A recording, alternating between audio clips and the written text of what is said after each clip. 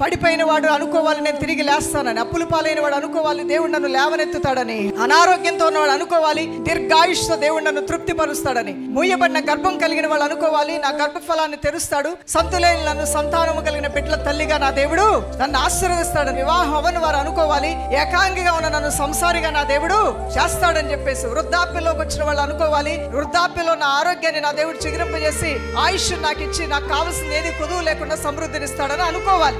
అలా కాకుండా ఎప్పుడు చింతతో బాధతో అన్ని నేను పోగొట్టుకుంటాను, ఆరోగ్యం పోగొట్టుకుంటాను, నేను ఎప్పుడు చచ్చిపోతాను, నా గుండెల్లో దడొచ్చేస్తుంది, రేపు ఎల్లుండి నేను చచ్చిపోతానేమో, అప్పులు పాలైపోతానేమో అంటే నువ్వు ఏది భయపడతావు అది నేను ఎత్తి మీదకి వచ్చే అవకాశం. అందువల్ల భయాన్ని తరిమివే, అనుమానాన్ని తరిమివే, చింతను తరిమివే, ఆ స్థానంలో ఆశీర్వాద వచనాలు నీ నోటితో పలకటం ప్రారంభించు, దేవుని మాటల్ని నమ్మకంతో పలకటం ప్రారంభించు, నిరీక్షణతో ఆశాజనకమైనటువంటి ప్రయత్నాలు చేయటం ప్రారంభించు. నీ ప్రయత్నాలు నీ దేవుడు సఫలపరచబోతూ ఉన్నాడు. హల్లెలూయా.